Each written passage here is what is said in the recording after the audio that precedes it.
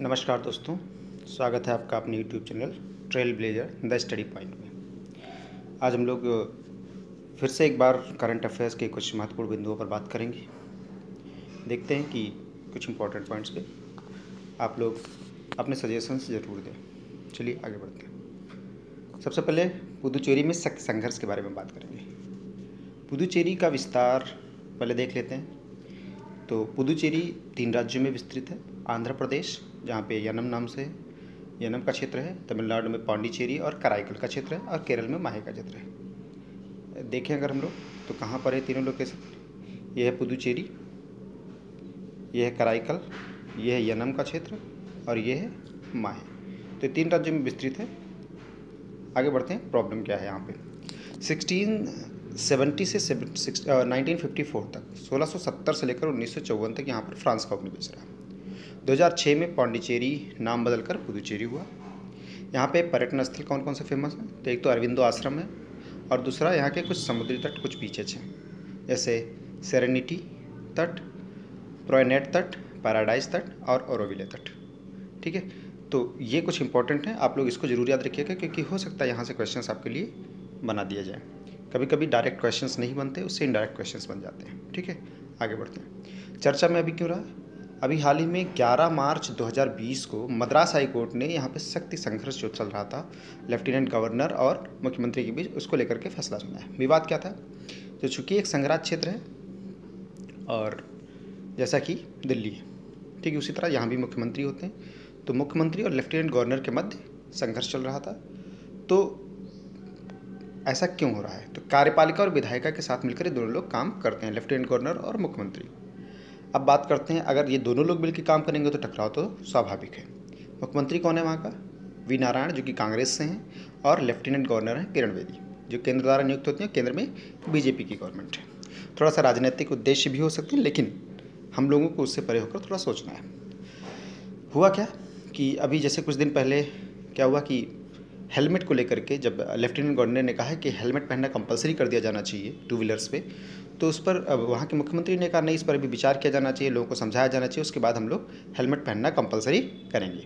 ठीक है, तो ऐसे छोटी मोटी बातों पर भी विवाद होते रहते हैं। इसी विवाद को लेकर के कि शक्ति का बंटवारा कैसे हो, कौन इसका उपयोग करे, 4 जुलाई 2018 को एक विधायक ने मद्रास हाई कोर्ट में अपील की, चूँकि मद्रास हाई कोर्ट के अंतर्गत ही आता है ये, इसकी शक्ति के बंटवारे की व्याख्या की जाए। और इसके बाद सिंगल बेंच ने सुनवाई की। 30 अप्रैल 2019 को मद्रास हाई कोर्ट के जो सिंगल जज की, जज लिखा हुआ है यहाँ पे, इसको जज होना चाहिए, जज की बेंच जो थी उसने लेफ्टिनेंट गवर्नमेंट को दैनिक कार्यों में हस्तक्षेप न करने का निर्णय देने का सलाह दिया। कि मतलब जो जज थे उन्होंने फैसला सुनाया कि जो लेफ्टिनेंट गवर्नर हैं वो दैनिक कार्यों में हस्तक्षेप ना करें। लेकिन अब चूँकि किरण बेदी जी वो पहुंच गई सुप्रीम कोर्ट केंद्र सरकार के साथ मिलकर मई 2019 में। सुप्रीम कोर्ट ने क्या कहा कि अभी मैं तो फैसला नहीं सुनाऊंगा, क्योंकि मेरे पास इतना अभी बेंचेज नहीं है, इतने जजेस नहीं हैं कि मैं इन सब केसेस में पढ़ूं। तो उसने मद्रास हाई कोर्ट को कहा कि ये डबल जजों की जो बेंच हो वो सुनवाई करे। अगस्त 2019 में मद्रास हाई कोर्ट की 2 जजों की बेंच ने सुनवाई शुरू कर दी और 11 मार्च 2020 को इसका फैसला है। अभी लेटेस्ट में 11 मार्च 2020 को। आगे बढ़ते हैं, फैसले में क्या हुआ? तो पहली चीज़ तो जो सिंगल जज की बेंच का फैसला था उसे उलट दिया गया। और क्या कहा गया, देखते हैं कि क्या कहा गया। तो कहा गया कि संवैधानिक संस्थाओं जैसे मुख्यमंत्री, मंत्री या लेफ्टिनेंट गवर्नर, इनको आपस में मिलजुल कर सामंजस्य के साथ कार्य करना चाहिए। अब ये सामंजस्य के साथ करना एक बहुत ब्रॉड अप्रोच है, बहुत बड़े शब्द हैं, और इनको लेकर के सामंजस्य कैसे बिठाया जाए ये फिर डिस्प्यूट का मैटर क्रिएट हो जाता है। ठीक है, अब कोर्ट ने यह भी कहा कि जो सिंगल जज की बेंच ने फैसला दिया था कि दिल्ली और पुदुचेरी की स्थिति सेम है, ऐसा नहीं है। जो 2 जजों की बेंच थी उसने कहा कि ऐसा नहीं है कि दिल्ली और पुदुचेरी की सिचुएशन सेम है, दोनों की अलग अलग। यद्यपि दिल्ली में भी ऐसे विवाद होते रहते हैं। अभी पिछले वर्ष क्या हुआ कि एक निर्णय आया जिसमें कुछ फैसले दिए गए सुप्रीम कोर्ट के द्वारा, परंतु दिल्ली और पुदुचेरी की जो विवाद हैं अभी भी समाप्त नहीं हो रहे। ठीक है, तो विवाद आई होप आप लोगों को समझ में आया होगा। चलिए आगे बढ़ते हैं नेक्स्ट टॉपिक पर। दूसरा टॉपिक है Belum caves festival. Belum caves festival कहाँ मनाया जाता है? तो आंध्र प्रदेश में मनाया जाता है, जो कि कर्नूल डिस्ट्रिक्ट है वहाँ पर। ठीक है, 9 से 10 फरवरी के मध्य इसे मनाया गया। कब मनाया गया? 9 से 10 फरवरी के मध्य बेलम फेस्टिवल। आगे बढ़ते हैं। यह त्यौहार पहले जनवरी माह में मनाया जाना था, परंतु राज्यपाल जो हैं वहाँ के विश्वभूषण हरिचंदन ये कर्नूल जनपद की यात्रा पर थे, तो इसलिए उसको पोस्टपोन किया गया था कि ये अभी सेलिब्रेट नहीं किया जाएगा, आगे डेट इसकी बढ़ाई जाएगी। ठीक है, तो बाद में इसे फरवरी में सेलिब्रेट किया। क्यों मनाया जाता है? ये बेलम गुफा के महत्ता को उजागर करने के लिए होता है, कि जो इसकी इंपॉर्टेंस है बेलम गुफा की, उसको बताने के लिए, कि उसके बारे में लोग जागरूक हों, उसके बारे में जानें। बेलम गुफा कहाँ है? इसकी अवस्थिति कर्नूल जिले में है। बेलम एक गांव है, तो उसी गांव में है, बेलम गांव में। ठीक है, बेलम नामक गांव में ये बेलम गुफा स्थित है, आंध्र प्रदेश की। यह भारत की दूसरी सबसे बड़ी गुफा है, सेकंड लार्जेस्ट केव। पहली कौन सी है फिर? तो पहली है करमलियात्प्रा केव, जो कि मेघालय में है। इसको आप लोग अपने हिसाब से उच्चारण कर सकते हैं, जो भी आप लोग पढ़ने में आपको आसानी हो। ठीक है, आगे बढ़ते हैं। यह है गुफा, बेलम गुफा, और इसको अगर गौर से देखेंगे तो थोड़ी सी काफ़ी सक्रिय नज़र आ रही है, लेकिन समझने की कोशिश कीजिएगा। नेक्स्ट आते हैं, इम्पॉर्टेंट क्या है इसके लिए। पहली चीज़ तो ये केंद्र द्वारा संरक्षित है, साइंटिफिक तरीके से इसे संरक्षित किया जाता है। दूसरा, इसकी भौगोलिक और ऐतिहासिक दोनों तरह की इंपॉर्टेंस है। ऐतिहासिक इंपॉर्टेंस क्या है? तो यहाँ पे बौद्ध संतों के कई सारे अवशेष मिले हैं। दूसरी चीज़, ये जैन और बौद्ध दोनों प्रकार के संतों के अधीन रहा है, मतलब यहाँ पे दोनों का कंट्रोल रहा है कुछ दिनों तक, तो उससे रिलेटेड भी रहा है।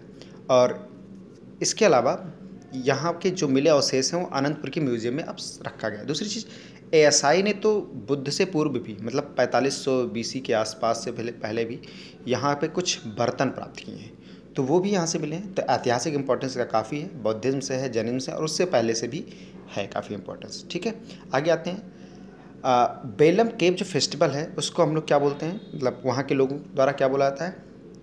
इसको एक और नाम दिया जाता है कंडानावलू संबरालू। ठीक है, इस नाम से भी इस त्यौहार को जाना जाता है। आगे बढ़ते हैं। भौगोलिक महत्व क्या है? तो यहाँ पे स्पेलियोथम्स पाए जाते हैं, मतलब वो फॉर्मेशन जैसे स्टेलेक्टाइट एंड स्टेलेग्माइट। ज्योग्राफी में आप लोगों ने पढ़ा भी होगा कि स्टेलेक्टाइट्स क्या होते हैं, स्टेलेग्माइट्स क्या होते हैं, क्योंकि जब कास्ट टोपोग्राफी जहाँ पे होती है तो वहाँ से जब वाटर नीचे की ओर आता है गुफा के, तो वहाँ से कुछ स्ट्रक्चर्स का फॉर्मेशन होता है, जिसमें जो ऊपर से बूंदें टपक टपक के एक पिलर शेप संरचना इस तरह से कुछ बनाती हैं, उसे स्टेलेक्टाइट कहा जाता है। और नीचे से जब वो संरचना बनती है तो उसे क्या कहा जाता है? स्टेलेग्माइट्स कहा जाता है। थोड़ा सा ग्राउंड से जी इसमें है, तो इसको ग्राउंड से याद रखिएगा कि ये स्टेलेग्माइट है। इसका फॉर्मेशन होता है, देखिए लाइम स्टोन है, चूना पत्थर की चट्टानें होनी जरूरी है ऐसी गुफाओं में जहाँ पे स्टेलेग्माइट और स्टेलेक्टाइट बनते हैं, क्योंकि लाइम स्टोन ही है जो कि इस तरह से नीचे गिरते हैं, और वहाँ पे मतलब कास्ट टोपोग्राफी में ही कुछ सारी चीज़ें बूंदें धीरे धीरे करके गिरती हैं, और फिर धीरे धीरे बूंदों से फॉर्मेशन हो जाता है इन रॉक्स का, क्योंकि उसमें अवशेष होते हैं चूना पत्थर के। ठीक है, नेक्स्ट आगे बढ़ते हैं। ये है कुछ, ये नीचे से अगर देखा जाए तो यह है स्टेलेग्माइट और ऊपर से स्टेलेक्टाइट। ठीक, धीरे धीरे ये स्तंभ का निर्माण भी कर लेते हैं, स्तंभन भी हो जाता है इनका। ठीक है, नेक्स्ट आते हैं, पोल्स बनाते हैं। नेक्स्ट न्यूज़ है बीबी का मकबरा। बीबी का मकबरा क्यों न्यूज में है? अभी एएसआई ने औरंगाबाद, जो कि औरंगाबाद में स्थित है, बीबी का मकबरा, इसके वैज्ञानिक संरक्षण हेतु अधिग्रहण करने की बात कही है कि इसको अधिग्रहण किया जाना चाहिए। ठीक है, बीबी का मकबरा कब बना? 17वीं शताब्दी में, 1660 ईस्वी में। किसने बनाया? मुगल बादशाह औरंगजेब ने। कहाँ पर? औरंगाबाद, जो कि महाराष्ट्र में है। ठीक है, इसको बनाया था किसकी याद में? तो दिलरास बानो बेगम, जिनको रबिया उद्दौरानी भी कहा जाता था, इनकी उपाधि थी। इसे दक्कन का ताज भी कहा जाता है। ये ताज है, दक्कन का ताज। ठीक है, कुछ इस तरह से दिखता है, ताज की ही एक फूहड़ नकल है ये, और थोड़ा सा उसी तरह का है कॉपी, लेकिन अब ताज ओरिजिनल तो ओरिजिनल ही है। ठीक है, आगे बढ़ते हैं। एएसआई के बारे में थोड़ा सा जान लेते हैं। संस्कृति मंत्रालय के अंतर्गत ये काम करता है। स्थापना इसकी 1861 में अलेक्जेंडर कनिंघम द्वारा हुई थी, और ये इसके पहले निदेशक भी बने थे। ठीक है, आगे चलिए। Scientific social responsibility important topic है, इसको भी ध्यान रखना। एक आप लोगों ने पढ़ा होगा कारपोरेट सोशल रिस्पॉन्सिबिलिटी होती है। अभी कोविड-19 को लेकर के जो चर्चे चल रहे हैं उसमें भी जितने भी इंडस्ट्रियलिस्ट ने इस पर कुछ डोनेशन दिए हैं, कुछ खर्चे कर रहे हैं, उसको भी कारपोरेट सोशल रिस्पॉन्सिबिलिटी के अंतर्गत शामिल करने की बात कही थी प्रधानमंत्री ने कि हम लोग उसे कारपोरेट सोशल रिस्पॉन्सिबिलिटी में शामिल करेंगे। सेम उसी तरह की चीज़ है साइंटिफिक सोशल रिस्पॉन्सिबिलिटी। क्या है, न्यूज़ में क्यों रहा है? केंद्र सरकार है वैज्ञानिक सामाजिक उत्तरदायित्व यानी साइंटिफिक सोशल रिस्पॉन्सिबिलिटी की नीति को लागू करने की योजना बना रही है। इसके अंतर्गत किसी भी वैज्ञानिक प्रोग्राम एवं अनुसंधान जो भी वैज्ञानिक प्रोग्राम हो, अनुसंधान हो, जिनकी फाइनेंसिंग जो हो किसी भी मिनिस्ट्री के अंतर्गत हो, चाहे जो भी मंत्रालय हो, उसकी फाइनेंसिंग अगर वो कर रही है तो वो चीज़ें इसमें शामिल करने की बात कही गई है। केंद्र सरकार इस नीति के अंतर्गत समाज में विज्ञान के प्रति जागरूकता बढ़ाने को अनिवार्य कर दे रही है, ठीक है, करने का प्लान बना रही है। कारपोरेट सोशल रिस्पॉन्सिबिलिटी की तरह ही ये भी काम करेगा।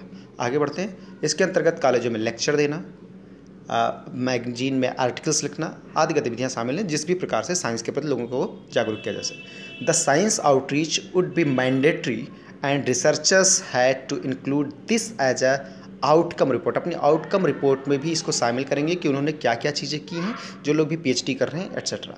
आगे बढ़ते हैं। विविध से कुछ रिलेटेड कुछ बुक्स के नाम इस बार मैंने थोड़ा सा वनडे एग्जाम्स और इन सब के लिए भी इंक्लूड करने की कोशिश की है। तो कुछ प्रमुख पुस्तकें 2019-20 से रिलेटेड हैं। सबसे पहली पुस्तक है कर्मयोद्धा ग्रंथ। इसको प्रकाशित किया है अमित शाह ने और ये बेस्ड है किस पर? प्रधानमंत्री श्री नरेंद्र मोदी जी पर, और लेखक इसके हैं संदीप मिश्रा जी, ठीक है। दूसरी बुक है पॉलिटिक्स ऑफ अपॉर्चुनिटीज़। ये RPN सिंह ने लिखा है, कांग्रेस लीडर रहे हैं। Kashmir history politics and representation, ये लिखा है चित्रलेखा जुत्सी ने। आगे Shiksha my experiment as an education minister. Education minister रहते हुए जो सुधार किए हैं, जो चीज़ें उन्होंने एक्सपीरियंस किया है, उसके बारे में मनीष सिसोदिया जी ने लिखा है। इसके बारे में उप मुख्यमंत्री हैं ये दिल्ली के, और पहले भी थे, ठीक है। आगे बढ़ते हैं। शांति से स्कूल तक, मणिमाला राय की बुक है। Sets of saffron from Vajpayee to Modi. Sets of saffron ये बीजेपी के बारे में बुक है। फ्रॉम वाजपेयी टू मोदी, सबा नकवी ने लिखा है, ठीक है। नेक्स्ट है mind master. Mind master book जो है ये लिखा है विश्वनाथन आनंद जी ने, जो कि आपके देश के ग्रैंड मास्टर हैं, कई सारे चेस इवेंट्स जीत चुके हैं, कई बार वर्ल्ड चैंपियन रह चुके हैं। आगे बढ़ते हैं। The Hindu way an introduction to Hinduism, ये शशि थरूर द्वारा लिखित किताब है। God save the honourable Supreme Court, Fali S Nariman द्वारा लिखी गई किताब है ये एक प्रसिद्ध विद्वता है, ठीक है। नेक्स्ट आते हैं स्पेक्ट्रम पॉलिटिक्स, सलमान खुर्शीद की किताब है, कांग्रेस लीडर है। आगे बढ़ते हैं। सरस्वती सिविलाइजेशन, GD बख्शी द्वारा लिखा गया है। रीसेट यानी regaining India's economic legacy, doctor Subramanian Swamy है, ठीक है, इसके राइटर। विंग गांधी, पारो आनंद द्वारा लिखी गई किताब है। नेक्स्ट आते हैं। The free voice on democracy culture and the nation, Ravish Kumar द्वारा लिखी किताब है। रवीश कुमार को लास्ट ईयर 2019 में इनको रेमन मैग्सेसे अवार्ड भी मिला। Next Savarkar, echoes from forgotten past 1883 to 1924, ये लिखा है विक्रम संपत ने। संपत है, संवत मत पढ़ लीजिएगा। नेक्स्ट है resurgent India politics economics and governance, ये लिखा है RBI के पूर्व गवर्नर बिमल जालान ने। नेक्स्ट आते हैं listening learning and leading, Venkaiah Naidu ने लिखा है, उपराष्ट्रपति रहते हुए अपने 2 साल के कार्यकाल का अनुभव बताया इसमें। नेक्स्ट है गेम चेंजर, शाहिद अफरीदी एवं वजाहत खान। शाहिद अफरीदी पाकिस्तान के क्रिकेटर हैं। नेक्स्ट है व्हाई आई एम हिंदू, पूर्व राज्यपाल राम नाईक जी ने इसको लिखा है। नेक्स्ट है Kargil the untold stories from the war, Rachna Bisht Rawat की लिखी किताब है। कमिंग राउंड द माउंटेन, ये रस्किन बॉन्ड की किताब है। The new wealth nations, Surjit S Bhalla द्वारा लिखी गई है।